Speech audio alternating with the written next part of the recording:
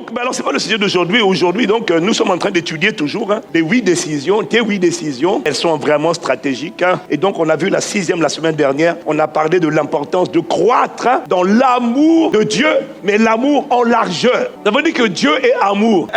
Jean chapitre 4 au verset 8 dit que celui qui n'aime pas n'a pas connu Dieu, car Dieu est amour. L'amour est la nature de Dieu. L'amour est le carburant de l'esprit humain. Il contient à lui tout seul plusieurs tranches. La tranche de la paix, la tranche de la joie, la tranche de la douceur, la tranche de la bonté, la tranche de la bienveillance, la tranche de la fidélité, la tranche de la tempérance ou encore la maîtrise de soi, la tranche de l'endurance ou encore de la persévérance. La foi te fait opérer comme Dieu, mais l'amour te fait ressembler à Dieu. Voilà quelqu'un qui devient de plus en plus amour, automatiquement devient de plus en plus autorité. Alors nous avons dit que l'amour de Dieu commence par sa dimension largeur. Maintenant là, l'Esprit m'a parlé, dans la pensée de Dieu, ton prochain, c'est d'abord premièrement ton frère et ta sœur dans la foi. Alors Galates chapitre 6, versets 9 à 10. Ne nous lassons pas de faire le bien, donc de manifester l'amour, car nous moissonnerons au temps convenable si nous ne nous relâchons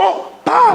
Ainsi donc, pendant que nous en avons l'occasion, pratiquons le bien, pratiquons l'amour envers tout le monde et surtout envers les frères, ajoute les sœurs dans la foi. Et comment tu fais ça? En faisant en sorte qu'à travers ce qui émane de toi comme bienveillance, bonté, générosité, joie, paix, frères et sœurs dans la foi se sentent accueillis, aimés, et qu'à travers toi, ils aient envie de dire, je resterai dans cette église, mais parce que j'ai véritablement trouvé des gens qui m'aiment. La manifestation de l'amour large est exprimée à travers ce que la Bible appelle la communion fraternelle. Philéo adelphos, c'est-à-dire l'amour des frères et des sœurs. Actes chapitre 2, verset 42, il persévérait dans l'enseignement des apôtres, dans la communion fraternelle, dans la fraction du pain et dans les prières. Que c'est uniquement à travers les groupes de partage ou des temps de partage qu'on a l'occasion de manifester l'amour envers les frères et envers les sœurs. Jean 13, verset 35. À ceci, tous connaîtront que vous êtes mes disciples, si vous avez de l'amour les uns pour les autres. Dans Jean chapitre 17, verset 20 à 21, il dit, ce n'est pas pour eux seulement que je prie, pas seulement pour mes disciples, mais encore pour ceux qui croiront en moi par leur parole, afin que tous soient un, comme toi, Père, tu es en moi, et comme je suis en toi, afin que eux aussi soient un en nous, pour que le monde croie que tu m'as envoyé. Le monde croira que le Père a envoyé Jésus. Quand il va voir que les disciples entre eux sont capables de s'aimer véritablement de l'amour de Dieu.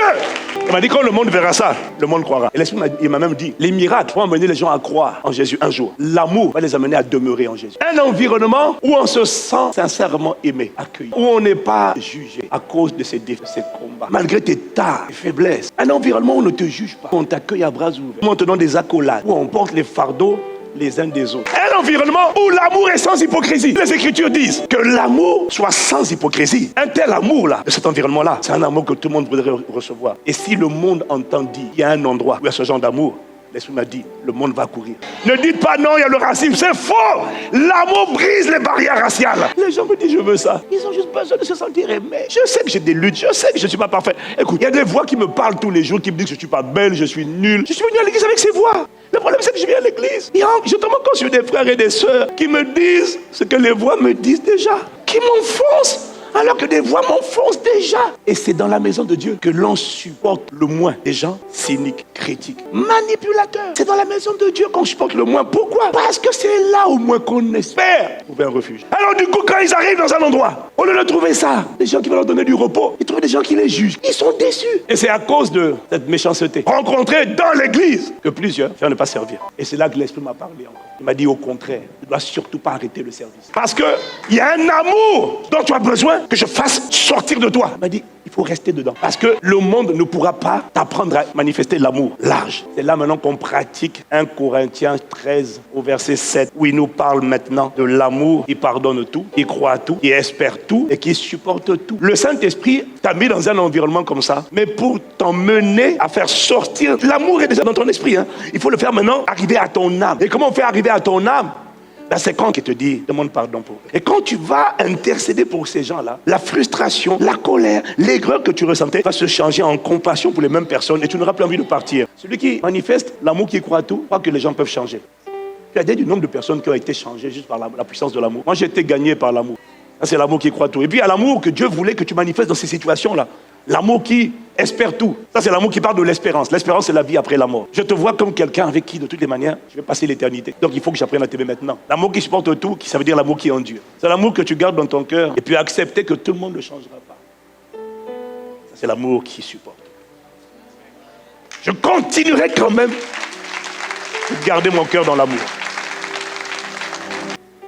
À travers la déception que tu ressens dans la communion fraternelle, les frères et les sœurs. Dieu ne voulait pas que tu sortes de la communion. Parce que cet amour dont je te parle là ne sort pas automatiquement. Il ne sort pas par la prière.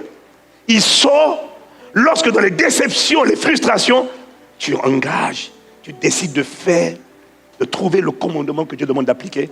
Ton âme n'a pas envie de l'appliquer, mais tu décides de l'appliquer. Alors tu fais sortir de toi l'amour large, qui aime, et qui malgré tout tend la main vers les autres. Et les blessures, les déceptions, les offenses que tu as eues ne t'empêchent pas de continuer dans ton cœur d'avoir de la compassion pour les gens qui t'ont fait du mal et qui t'ont trahi. Ça veut dire que l'amour large a conquis ton cœur. L'endroit où on est le plus déçu, c'est là où on s'attendait le plus à la perfection. Et c'est là où on a le plus mal.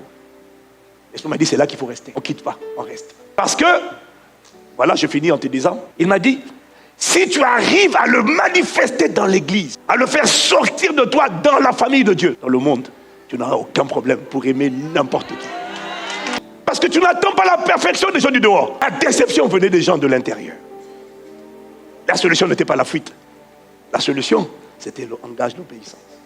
Celui qui réussit à manifester cet amour large, ça ne peut se faire que dans la communion fraternelle.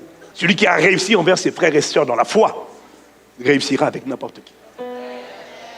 Et celui qui ne réussira pas avec ses frères et sœurs dans la foi, ne réussira pas à faire jaillir dans son cœur l'amour qui est déjà dans son esprit. La conséquence, c'est que la foi, étant agissante par l'amour, ta foi est toujours congelée. Promesses, et prophéties, et grâces, ce que Dieu voulait manifester par ta foi. Attends, l'amour soit réchauffé dans ton cœur pour se manifester. Tu n'as pas d'autre choix que de désirer désormais la communion fraternelle. C'est l'endroit, c'est l'autel de ta mort à toi et de ta résurrection à l'amour de Dieu.